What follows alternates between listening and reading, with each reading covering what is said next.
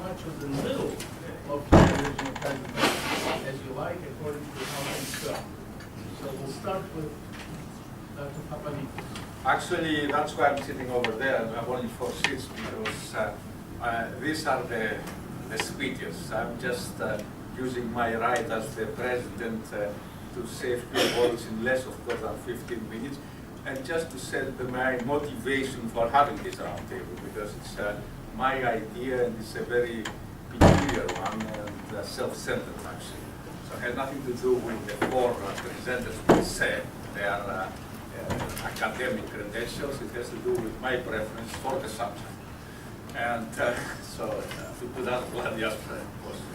Now, the second thing that I should say, last year, the idea of roundtables, we didn't have it before. But because of the tremendous publicity that the Greek case was taking, the politics of Serbia, they asked to have a roundtable on the European crisis, because that's actually the case, and of course discuss the issue where Europe was. And it was a great success. People were fighting, were arguing. One said, what we are saying is stupid. The other was saying, you know, I took this from your book that I read 2 years ago, and so on and so forth. And because you forget what you write. I mean, some of your students, they can come and give a chapter from your book, and then you mark it, and it's a failure one. I mean, so this is, it happened that, and I'm sure it will happen in the future. So having set the mood for this, what it struck me actually was before the recent election, there were 2 political parties that were formed over the internet. And they were so successful. One got 10% of the vote, and the other 2%. And I was very surprised about the new social media.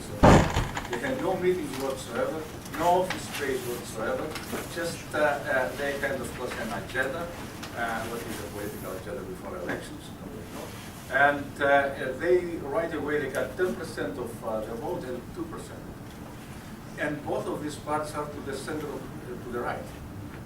I would expect that the left would be more progressive at using the new social media, but I was wrong. So that's what it struck me, and that's my first point there. That I made some point, and I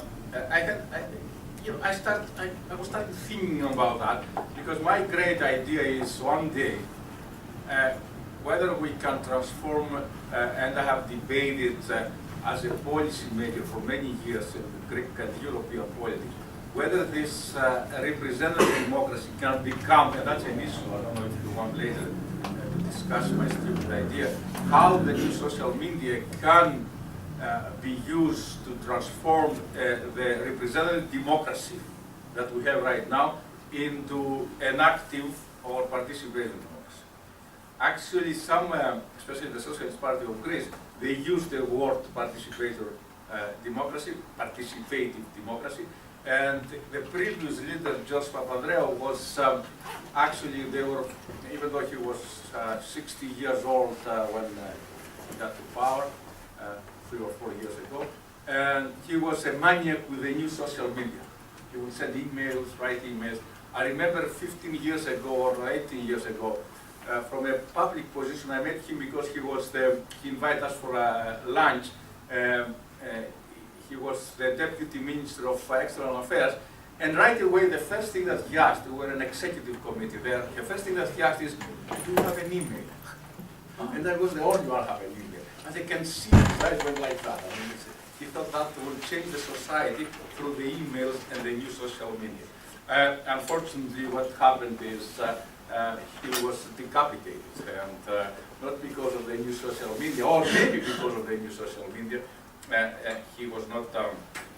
Anyway, my idea is, I know that we have what I read somewhere in the literature, mediatized democracy. And that's and then I put a question mark. I think in English the question mark should go in the beginning, because you don't know whether it's a question or a statement until you see the question mark. So I put there direct participatory democracy, whether the new social media. And just to make it sure, it's like can we vote for an issue over the internet?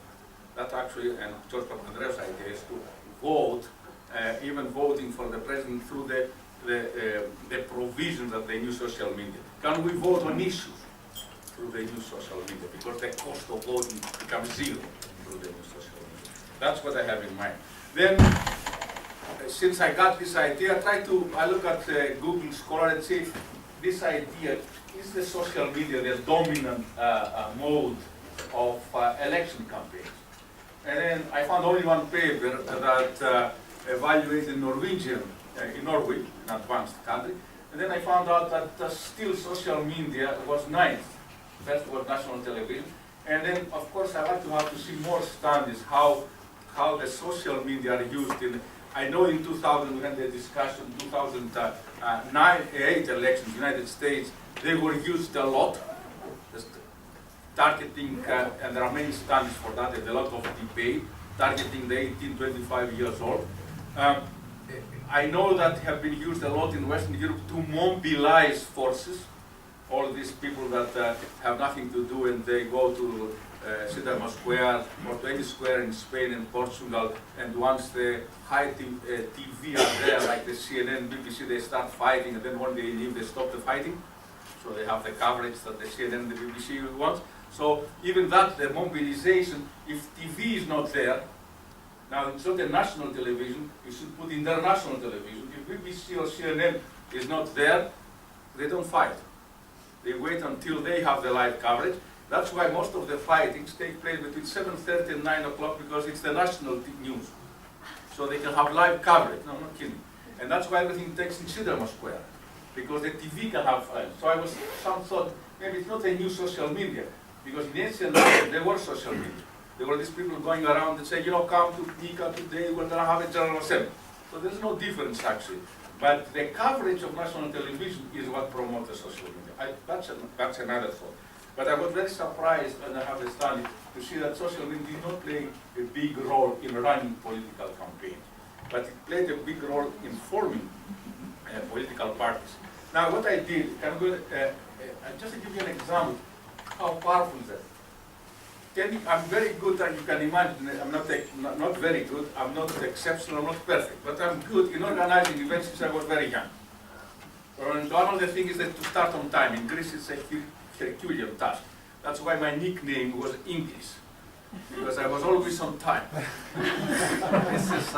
And it's not difficult. I will take papers and read it as well. I have a second master from Carleton University, and I have, this second master is because I was reading, waiting for Greeks to come. So I would have papers and waiting there and read them.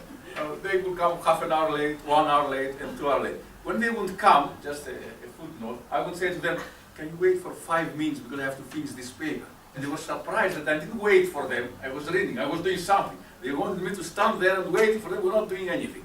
So I had, I was very good, and I made a profession in another organization that I was the head, so to speak. And I organized something in Volos, which is a beautiful city. And usually the way you have to mobilize people is the pyramid effect. Like you go there and you organize, let's say, a public speech. But who can attract people? A university professor from the area, a politician from there. So they have a clientele, and then you have a very successful meeting. And you have a very successful event, then the TV comes, the radio comes, and the speeches come.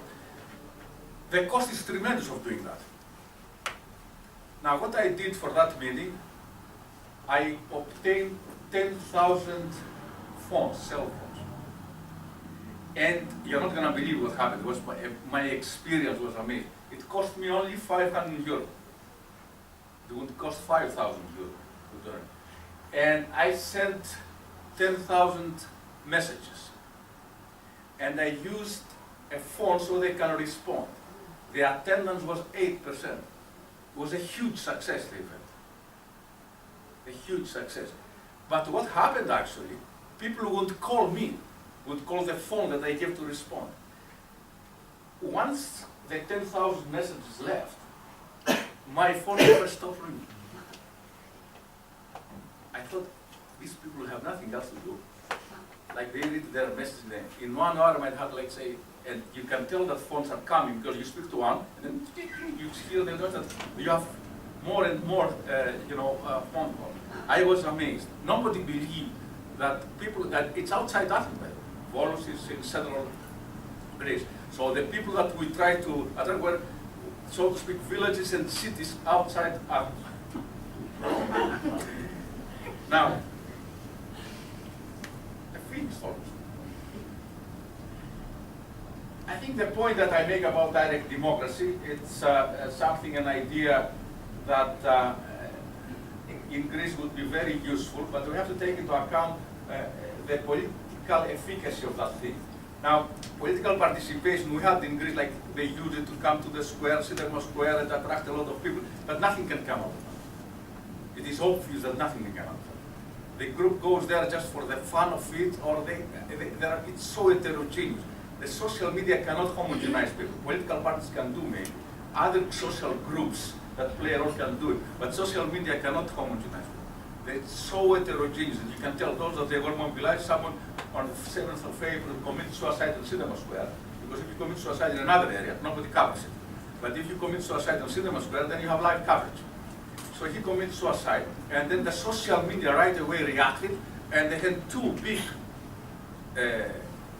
assemblies in Syntagma Square because of this guy committed suicide there.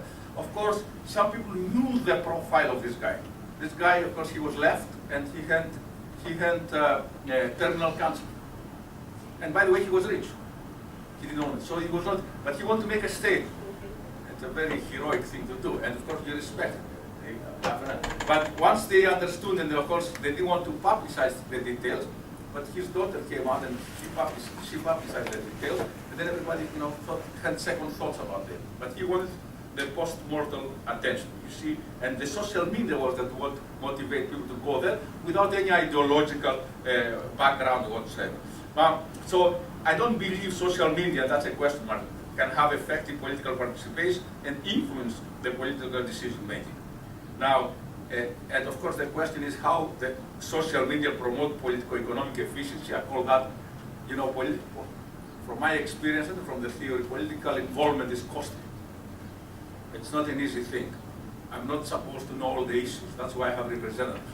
How do the social media can inform me so I can make decisions? And I'm not very optimistic about that because it's time consuming and time is money. And we have 3 minutes and I'm being paid by the minute, so I'm going to stop here. Thank you very much.